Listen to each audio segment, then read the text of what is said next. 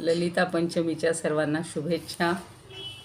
देवीच्या उपासनेसाठी सगळ्यांना चांगली बुद्धी आणि शक्ती मिळू देत.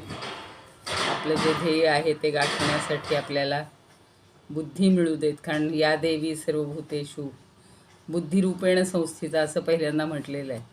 तर ती बुद्धी आपल्याला चांगली मिळू देत अशी प्रार्थना करूया.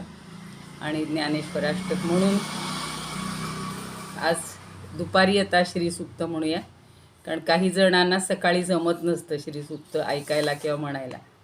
तर आजचा दिवस आहे ललिता पंचमीचा. सकाळी आपण ललिता पंचरत्न स्तोत्र म्हटलेलं होतं, तर ते आत्ता म्हणूयात. अलंकापुरी पुण्यभूमी पवित्र, तिथे नांदतो ज्ञान राजा सुपात्र. तया ठविता महापुण्यराशी, नमस्कार साष्टांग श्री ज्ञानेश्वरासी. वेदान वेदविदामहो पशुमुखात, प्रोच्चार्य सर्वे स्मिताः. कृत्वा लौकिकभित्तिका प्रचलनं, योगी समुद्बोधितः. गीताज्ञानमलौकिकं प्रकटितं, विश्वाय शान्तिप्रदं. वन्दे तं करुणाकरं प्रभुवरं, श्रीसंतज्ञानेश्वरं. श्रीसंतज्ञानेश्वरं. ज्ञानेश्वर महाराज की जय. पंढरीनाथ भगवान की जय. सर्व ज्ञानेश्वरीच्या भक्तांना आणि सर्व श्रोत्यांना सादर वंदन. सगळ्यांनी एकत्रित म्हणूया. तुम्ही तुमच्या ठिकाणी म्यूट राहूनच म्हणा, म्हणजे आवाज गोंधळ होणार नाही. ओ श्री सूक्त. ओम हिरण्यवर्णां हरिणीं सुवर्णरजतस्रजां, चंद्रां हिरण्मयीं लक्ष्मीं जातवेदोम आवह. ताम आवह जातवेदो लक्ष्मीमनपगामिनीं, यस्यां हिरण्यं विन्देयं गामश्वं पुरुषानहम्. अश्वपूर्वामृतमध्यां हस्तिनादप्रबोधिनीं, श्रियं देवीमुपह्वये. श्रीर्मा देवी जुषतां. कांसोस्मितां हिरण्यप्राकारां, आर्द्रां ज्वलन्तीं तृप्तां तर्पयन्तीं. पद्मे स्थितां पद्मवर्णां, तामिहोपह्वये श्रियं. चन्द्रां प्रभासां यशसा ज्वलन्तीं, श्रियं लोके देवजुष्टामुदारां. तां पद्मिनीमीं शरणमहं प्रपद्ये. अलक्ष्मीर्मे नश्यतां त्वां वृणे. आदित्यवर्णे तपसोऽधिजातो, वनस्पतिस्तव वृक्षोऽथ बिल्वः. तस्य फलानि तपसानुदन्तु, मायान्तरायाश्च बाह्या अलक्ष्मीः. उपैतु मां देवसख कीर्तिश्च मणिना सह. प्रादुर्भूतोऽसुराष्ट्रेऽस्मिन्, कीर्तिं वृद्धिं ददातु मे. क्षुत्पिपासामलां ज्येष्ठामलक्ष्मीं नाशयाम्यहम्. अभूतिमसमृद्धिं च सर्वान्निर्णुद मे गृहात्. गन्धद्वारान् दुराधर्षां नित्यपुष्टाङ्करीषिणीम्. ईश्वरीं सर्वभूतानां तामिहोपह्वये श्रियम्. मनसः काममाकूतिं वाचः सत्यमशीमहि. पशूनां रूपमन्नस्य मयि श्रीश्रयतां यशः.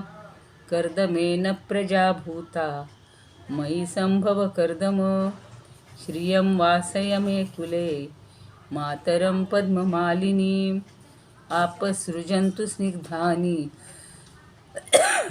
चिक्लीत वस मे गृहे. निचदेवीं मातरं श्रियं वासय मे कुले. आर्द्रां पुष्करिणीं पुष्टिं पिङ्गलां पद्ममालिनीं.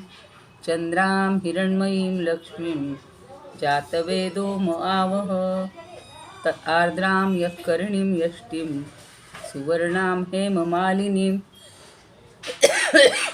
सूर्यां हिरण्मयीं लक्ष्मीं जातवेदो म आवह तां म आवह जातवेदो लक्ष्मीमनपगामिनीं यस्यां हिरण्यं फलप्रभूतं गावो दास्योश्वान् विन्देयं पुरुषानहं यः शुचिः प्रयतो भूत्वा जुहुयादाज्यमन्वहं सूक्तं पञ्चदशर्चञ्च श्रीकामः सततं जपेत् पद्मानने पद्मविपद्मपत्रे पद्मप्रिये पद्मदलायताक्षि विश्वप्रिये विष्णुमनोनुकूले त्वत्पादपद्मं मयि सन्निधत्स्व. अंबा माता की जय. सर्व माता भगिनींना पुन्हा एकदा वंदन करते. आज ललिता पंचमीची सगळ्यांनी पूजा किंवा काय व्रत वैकल्य असेल ते केलं असेल. आता आपल्याला काल ज्या उभ्या झालेल्या आहेत त्याच्या पुढच्या उभ्या घ्यायच्या आहेत.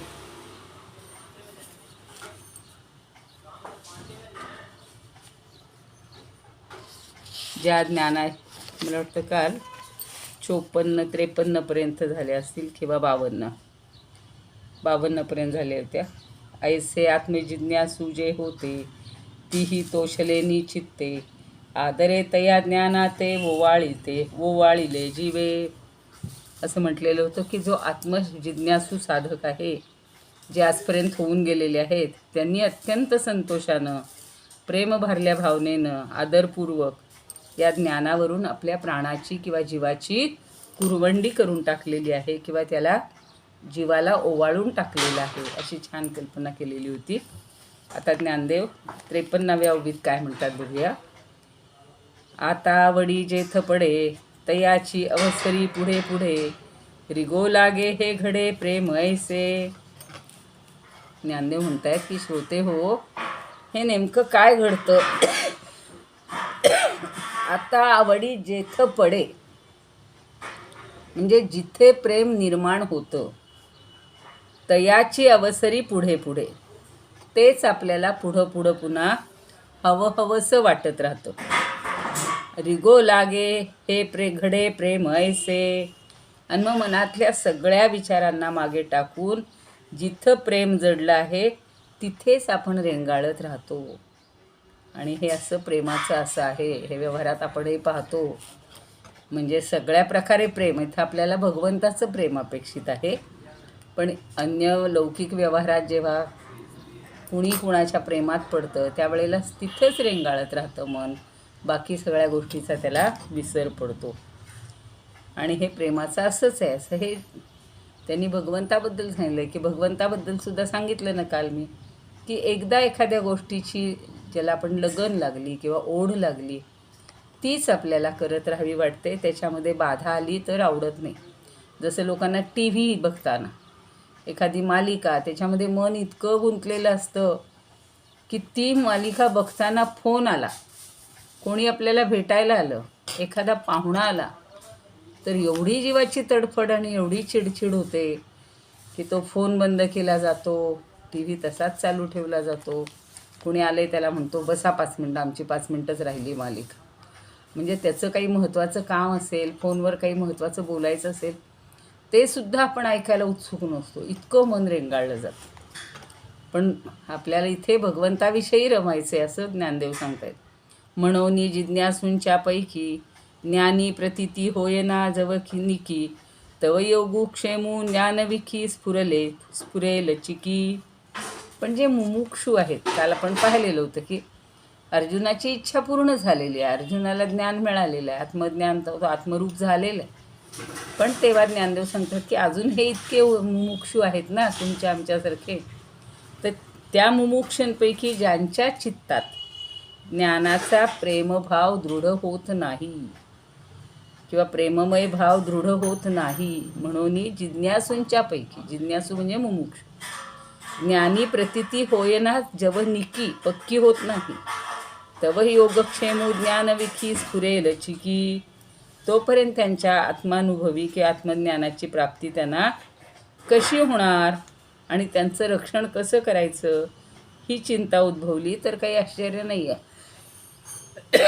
सकाळीच आपण भगवद्गीतेत पाहिलेलं आहे की जे माझी निरपेक्ष बुद्धीनं अनन्य भावानं भक्ती करतात त्यांचा मी योगक्षेम चालवतोच, पण जे अन्य देवतांची करतात त्यांचासुद्धा योगक्षेम मी चालवतोच. फक्त ते आधी स्वतःसाठी धडपड करत असतात. त्यांच्या लक्षात येत नाही की आपल्या हातून काही होणार नाही आहे, याला भगवंतावरच विश्वास ठेवला पाहिजे.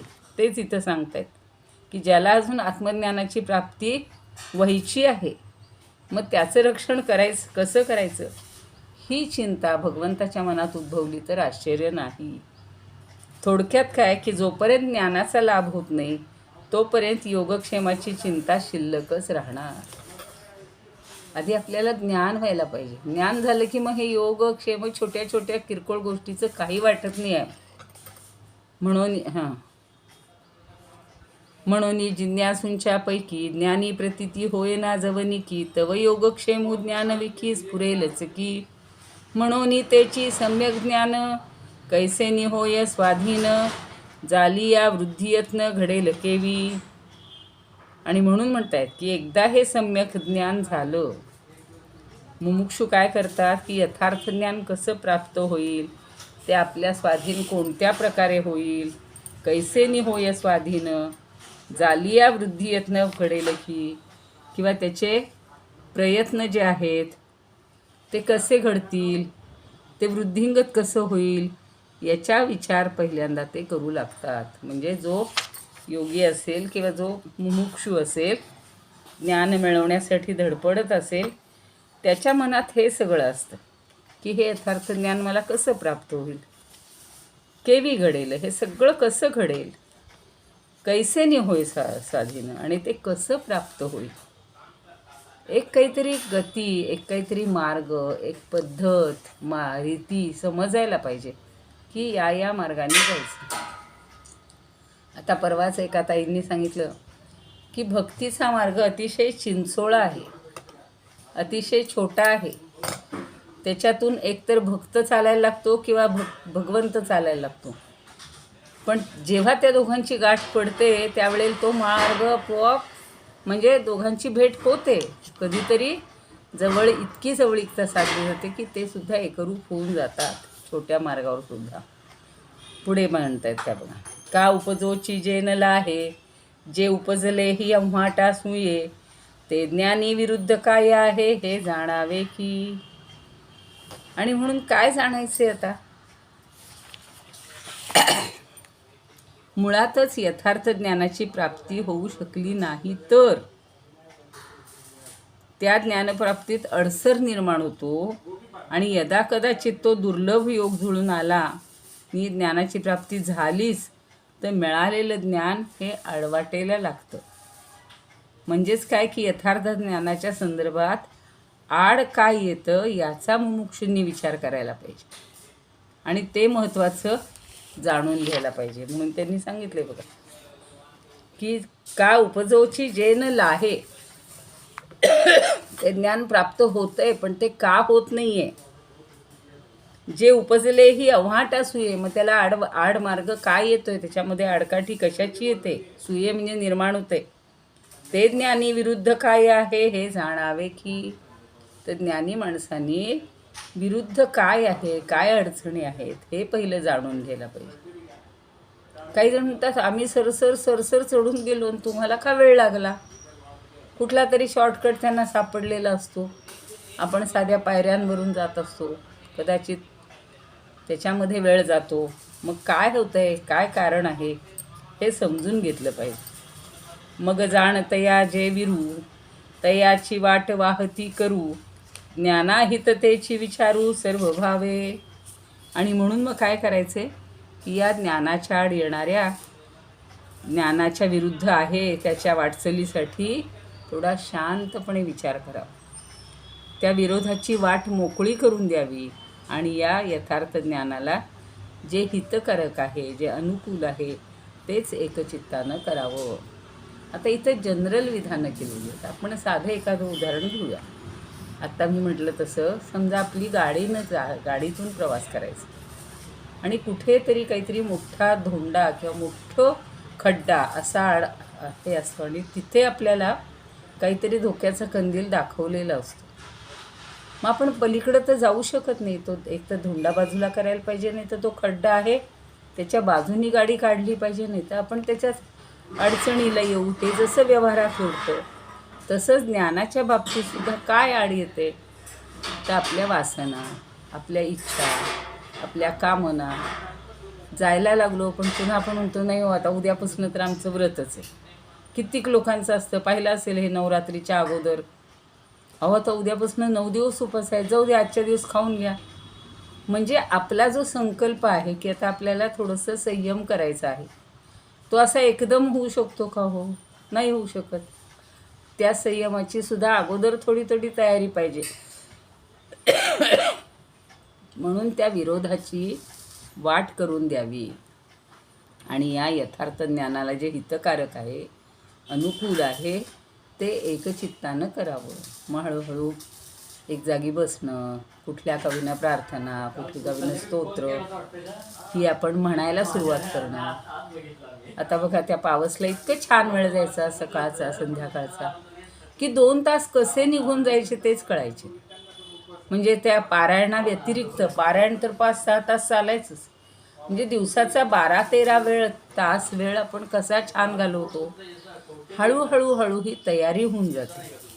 मग आता तिकडून आल्यामुळं आमच्यात परत म्हणे आता करणार का उपवासन, करायचेच आहेत का ते पाठ सगळे, एवढी तिकडं केलं. अहो तिकडं केलं ते तिथलं झालं. घरात आल्यानंतर काय शांत बसायचं, फक्त खायचं प्यायचं झोपायचं नाही. आपल्याला जितका वेळ त्या सान्निध्यात परमेश्वराच्या घालवता येईल, उपास उपवास याचा अर्थ काय, परमेश्वराच्या सान्निध्यात राहायचे. उप म्हणजे जवळ, वास म्हणजे राहणं. फक्त खाणं म्हणजे उपवास नाही आहे. त्या खाण्याची आठवणसुद्धा व्हायला नाही पाहिजे. पण तेच म्हटलं इतकं तर काही सोपं नाही आहे. कालच कोणतरी मला म्हणत होतं की कसं शक्य आहे, आपण निराहार राहणं कसं हे करू शकतो. आपल्याला जन्माला आल्यापासून ते दूध पिण्याची सवय झाली, काहीतरी अहम स्वाहा स्वाहा चालूच असतो. नाहीतर एकदम असं काही निराहारी कुणी राहू शकत नाही. पण पूर्वीचे ऋषीमुनी कसे राहायचे, अपभक्ष वायुभक्ष, तेवढ्यावर त्यांचा आहार चालायचा. अप म्हणजे पाणी, झऱ्याचं वाहणारं पाणी पिणार, पोट भरणार. नुसता वारा घेणार प्राणायामाच्याद्वारे, वायू आत घेऊन त्यांनीसुद्धा आपलं पोट भरत होतं. कारण साधनेमध्ये दुसरं काही मध्ये जे काही अडचणी येतील, जे हितकारक आहे ते लक्षात घ्यायचं आणि जे अहितकारक आहे ते सोडून द्यायचं. बघू आपण.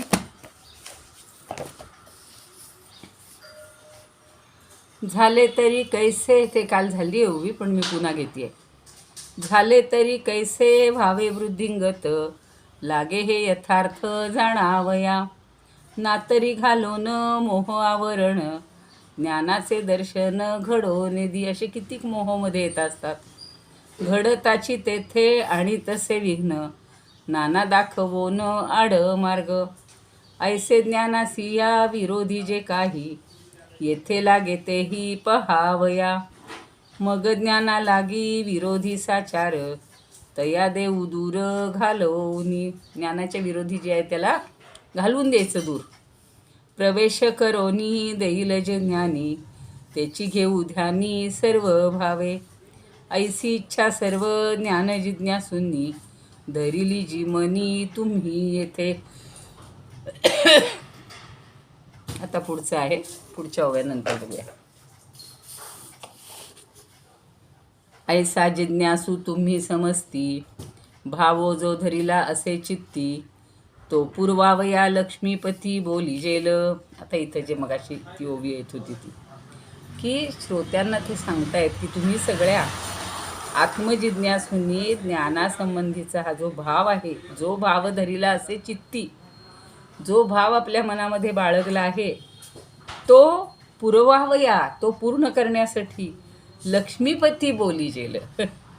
लक्ष्मीपती म्हणजेच लक्ष्मीचा पती अर्थात भगवान विष्णू श्रीकृष्ण, हा आता काय बोलिजेल, आता बोलणार आहे. कालच असं झालं होतं की खरं म्हणजे या 16व्या अध्यायाची काही गरजच नव्हती ना. 15व्यात सगळं तत्त्वज्ञान सांगितलेलं आहे. पण आता जे सांगितलं की आपल्याला ज्या मार्गावरून जायचं आहे, जे गंतव्य आहे, जिथपर्यंत पोहोचायचं आहे, त्याच्यासाठी ज्या अडकाठी येत आहेत, तर त्या दूर करून आपल्याला शेवटपर्यंत पोहोचायचं कसं हे सांगण्यासाठी आता लक्ष्मीपती भगवान श्रीकृष्ण त्या मोठ्या विस्तारानं बोलणार आहेत. म्हणजे दैवासूर संपत्ती जी सांगणार आहेत ना, अजून थोड्याशा 5-7 ओव्या झाल्यावर श्लोक सुरू होणार आहेत. तर त्याच्या आधीचं हे सगळं ज्याला आपण पायाभरणी म्हणूया, किंवा शेतकऱ्याला जशी नांगरणी खुरपणी सगळं आधी करावं लागतं, मग पेरणी करायची. सगळं तण आलेलं असतानाच एकदम पेरणी करून चालेल का हो? मग ते सगळं बाकीचंच वाढत राहील आणि चांगलं पीक येणारच नाही. तसं आता आपल्या मध्ये जे काही अडकाठ्या आहेत, थोडे मोह आहेत, थोड्या कामना आहेत, थोड्या भावना आहेत, काही विषय असतील, काही रागद्वेषादी आपले षडविकारापैकी एखाद्यानं ठाण मांडून बसलं असेल, तर ते सगळं आपल्याला आता आधी दूर करायचे. म्हणून ते म्हणतात बघा, ऐसा जिज्ञासू तुम्ही समजती, भावो धरिला असे चित्ती, तो पूर्वावया लक्ष्मीपती बोलिजेल, ज्ञानासी सुजन्म जोडे, आपुली विश्रांती ही वरी वाढे, ते संपत्तीचे पवाडे सांगिजेल दैवी. फार सुंदर आहे बघा. आता इथं बसून आपल्याला दैवी संपत्ती मिळवायची आहे. ही भौतिक संपत्ती नाही मिळवायची. ती मिळवलेली कशी आता संपवायची, सत्कारणी कशी लावायची हा विचार करायचा. आणि फक्त दैवी संपत्तीच्या मागे लागण्यासाठी हा अध्याय आहे बघा, की ज्या संपत्तीमुळं आत्मज्ञानाला जणू काही पुनर्जन्म लाभतो आणि भगवंताला जाणून घेण्याचं किंवा त्याचा साक्षात्कारी अनुभव प्रत्यक्ष भोगण्याचे उत्तम ज्ञान हे नव्यानं जन्म घेते. ज्ञानासी सुजन्म जोडे, पुन्हा नवीन जन्म होतोय. आपुली विश्रांती ही वरे चाढे, शिवाय आपली विश्रांती म्हणजे आत्मिक शांती आपल्याला वाढायला पाहिजे ना. शांती, मन जर सतत असं भरकटलेलं असेल, अशांत असेल, तर तिथं कसं आपल्याला हे ज्ञान मिळणार नाही. मग मनाला उत्तम विश्रांती मिळेल अशा अपूर्व ते संपत्तीचे पवाडे सांगिजेल. आपल्याला पोवाडा शब्द माहिती आहे, त्याच्यामध्ये सगळ्यांची कीर्ती गायलेली असते. तर अशी अपूर्व दैवी संपत्तीचं दर्शन आपल्याला इथे घडणार आहे आणि त्याचे पोवाडे किंवा त्याचं महत्त्व हे भगवंत आपल्याला सांगणार आहे. आणि ज्ञानाचे निकामा करे कामाकारे, जे रागद्वेषाजी दे थारे, तिये आसुरी ही घोरे करीत रूप. फक्त चांगलं सांगून उपयोग नाही, त्याच्या जोडीला जे आसुरी संपत्ती आहे ती पण सांगायला पाहिजे. म्हणून काय म्हणतात की प्राप्त झालेल्या ज्ञानात कामाकारे म्हणजे कामविकारात अडकून, रागद्वेषाजी दे थारे, रागद्वेष यांना थारा देणाऱ्या आसुरी वृत्तीचं म्हणजेच आसुरी संपत्तीचं सुद्धा, आसुरीचे ही घोरे करील रूप म्हणजे त्याचं वर्णन करतील. म्हणजे आसुरी संपत्तीचं सुद्धा आत्ता भगवंत वर्णन करणार आहे. नुसतं गोड सगळं चांगलं सांगून उपयोग नाही, जे वाईट आहे ते सांगायलाच पाहिजे ना. समर्थ आधी मूर्खाची लक्षणं सांगतात, नंतर पढत मूर्खाची सांगतात. मग जो शहाणा आहे त्याची हळूहळू सांगितली जातात, पण आधी वाईटही सांगायलाच पाहिजे ना. सहज दृष्टा इष्टानिष्ट करिणी, दोघीची या कौतुकिणी, हे नवमाध्यायी उभारणी केली होती. नेमकं आपल्या योगायोगानं 9वा अध्याय चाललेला आहे भगवद्गीतेचा. इथं ते म्हणतायत की तुम्हाला आठवत असेल 9वा अध्यायी उभारणी, 9व्या अध्यायात सुद्धा ज्ञानदेवांनी भाष्य करताना इष्ट आणि अनिष्ट घडून आणण्यात या दोघीच म्हणजे दैवी संपत्ती आणि आसुरी संपत्ती या कशा नवल करतात, आश्चर्य दाखवतात, आश्चर्य करतात किंवा आश्चर्य करणारे आहेत हे सांगितलेलं होतं. आणि तिथे सुद्धा ते म्हणतायत की मी या आसुरी आणि दैवी संपत्तीचं वर्णन केलेलं आहे. पुढं ते सांगतायत हे नवमाध्यायी उभारणी केली होती. ज्ञानदेव स्वतः सांगतायत, तेथ साऊमा घेया वावो, तव ओढवला आन प्रस्तावो, तरी तया प्रसंगे आता देवो निरूपित असे. आता खरं ते म्हणतायत ज्ञानदेव की त्याच ठिकाणी साऊमा घेयावा उवावो म्हणजे काय, की त्याचा विस्तार करायला मला हवा होता किंवा मी करणार होतो. तव ओढवला आन प्रस्तावो, पण तेवढ्यात दुसराच एक प्रस्ताव आला, दुसराच विषय सुरू झाला. तरी तया प्रसंगे आता देवो निरूपित असे, आणि मग तो प्रसंग आलाच आहे म्हणून भगवंत अर्जुनाला आता पुन्हा दैवी संपत्तीचं वर्णन करत आहे. आपलंही कधी कधी असं होतं ना, आपण काहीतरी छान वर्णन करत असतो आणि मध्येच काहीतरी एखादा मुद्दा येतो, कोणीतरी प्रश्न विचारतो आणि तो जो ट्रॅक आहे तो सुटतो. त्या मार्गावरनं आपण दुसरीकडे जातो. मग उद्या आठवण होते, अरे अच्छा ते कालचं राहिलंच सांगायचं. कधी माझे असं होतं, आता मी ही गोष्ट किंवा ही कथा उद्या सांगेन म्हणते, अच्छा दुसऱ्या दिवशी ते विसरून जातो माणूस. तसं हे ज्ञानदेव म्हणतात की तेव्हाच खरा तो दैवी असुर संपत्तीचा विषय निघाला होता. मला वाटलं होतं तेव्हाच त्याचं वर्णन करून टाकावं, पण दुसरामध्येच प्रस्ताव आला, दुसराच विषय आला आणि म्हणून ते जरा बाजूला पडलं. पण आता पुन्हा भगवंत सांगतायत म्हणून ते तर साऊमा घेयावा उवावो तव ओढवला आन प्रस्तावो, तरी तया प्रसंगे आता देवो निरूपित असे. म्हणून आता देव पुन्हा हा प्रस्ताव जो आहे किंवा या दैवी असुरी संपत्तीबद्दल सांगतायत. देव तेथे येथे त्याच दैवी संपत्तीचे, देव येथे त्याच दैवी संपत्तीचे करीतील साचे निरूपण, आणि शुद्ध ज्ञाना ठेवून या दूर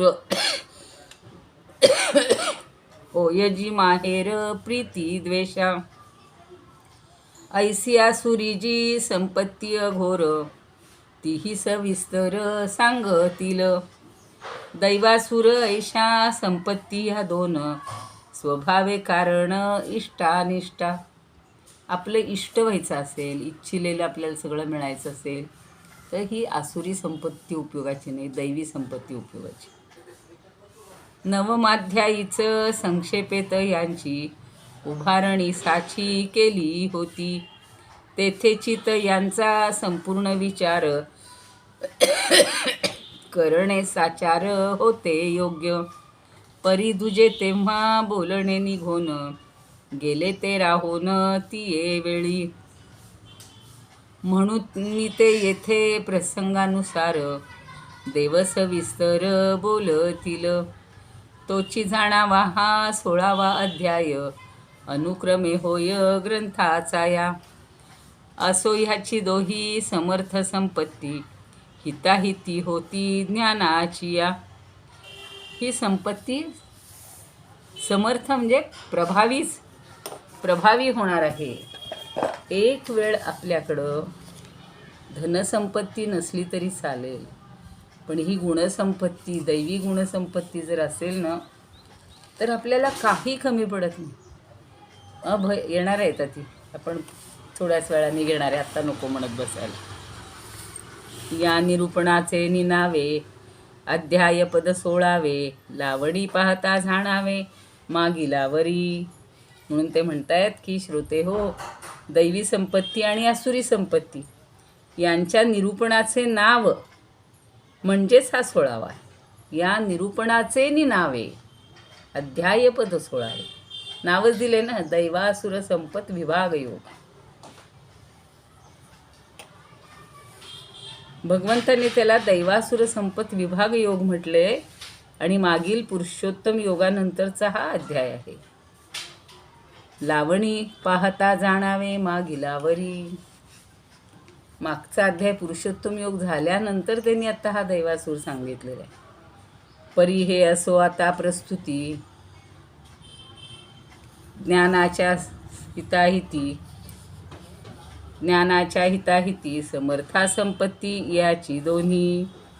पण ते म्हणतात ते असू देत, परी हे आता असू प्रस्तुती, पण आता यथार्थ ज्ञानाच्या हिताला आणि अहिताला या दोन्ही संपत्ती कारणीभूत होतात, त्याच खरं समर्थ आहेत. समर्था संपत्ती याची दोन्ही. आता आपण सगळे दैवी गुण पाहणार आहोत, संपत्ती पाहणार आहोत. त्याच्यामध्ये एखादी आसुरी संपत्ती आली, दंभ, दर्प, अभिमान, त्यातला कुठलाही एक घुसला की सगळं यथार्थ ज्ञानाचा फश्या उडून जातो. म्हणजे ते मिळूच शकत नाही. म्हणून फार योग्य म्हणजे अगदी विचारपूर्वक भगवंतानी आणि मग ज्ञानदेवांनी या दोन्ही संपत्तीचं खूप छान वर्णन केलेलं आहे. जे मुमुक्ष मार्गीची बोळावी, जे मोहरात्रीची धर्मदिवी, ते आधी तव दैवी संपत्ती ऐका. आता ही जी ज्ञानसंपत्ती आहे ही कशी आहे? प्रपंचातून मुक्त होण्यासाठी आहे आणि परमार्थ मार्गाने जाणाऱ्या साधकांना भगवंताचं दर्शन घडावं किंवा दर्शन घडवते ती. आणि अज्ञानाच्या दाट अरण्यातून मोहरात्रीची धर्मदिवी आणि वाटचाल करताना मोहरूपी रात्रीचा निपात करणारी धर्माची दिवटी होऊन प्रकाश दाखवते. मोहरात्रीची धर्मदिवी, दिवी म्हणजे दिवटी.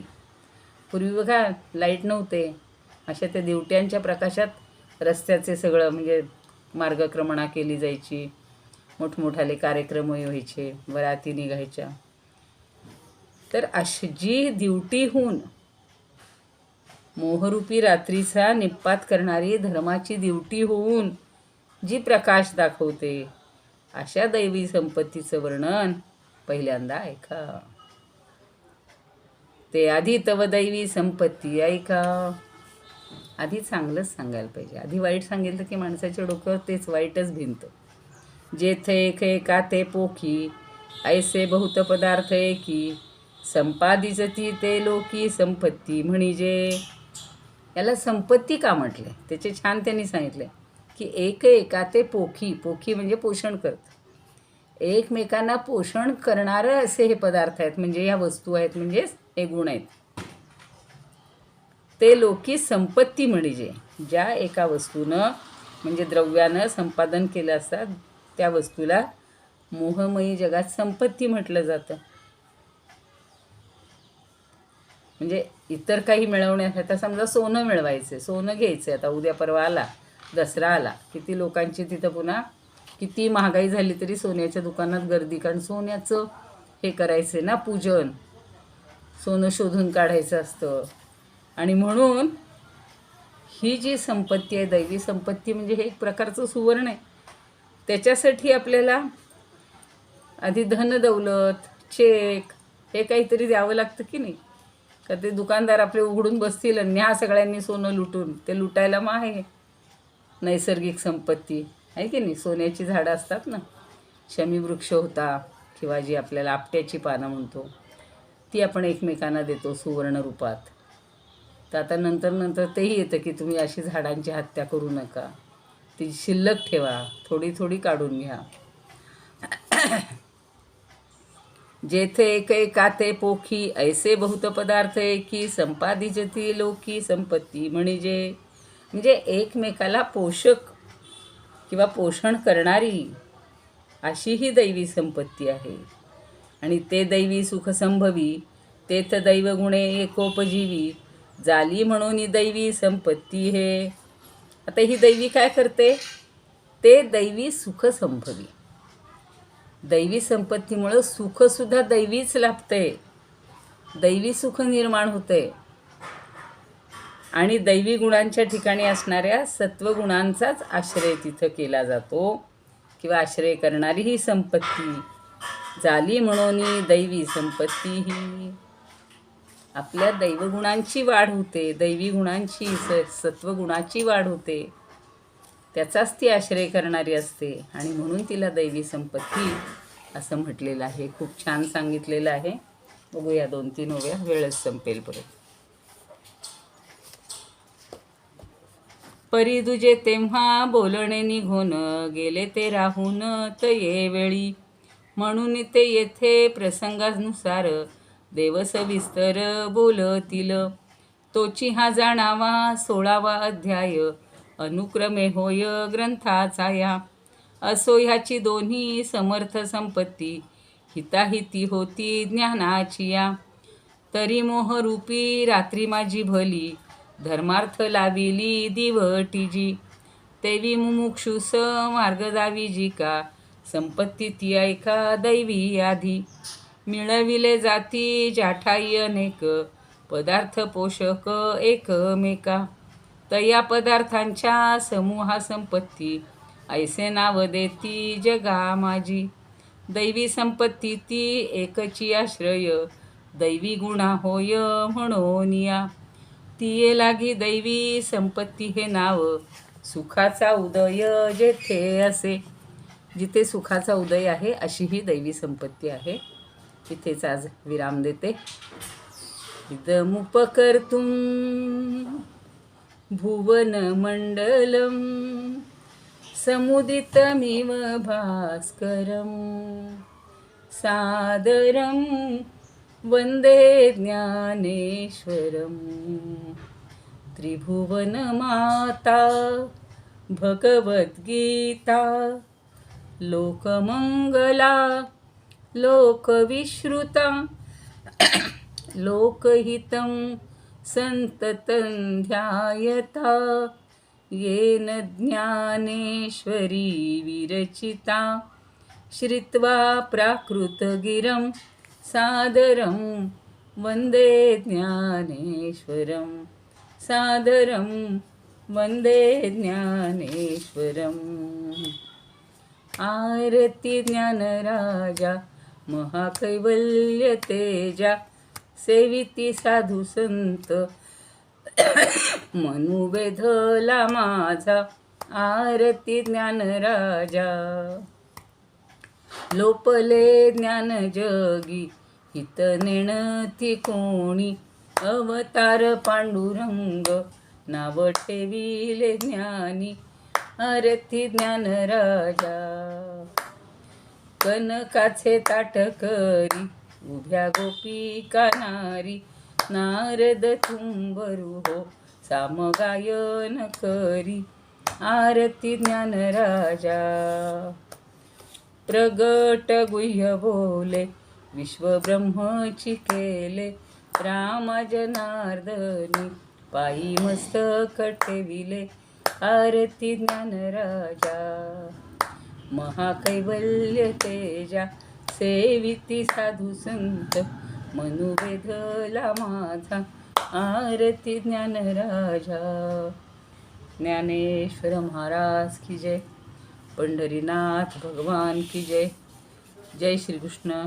जय तू ज्ञानेश्वर.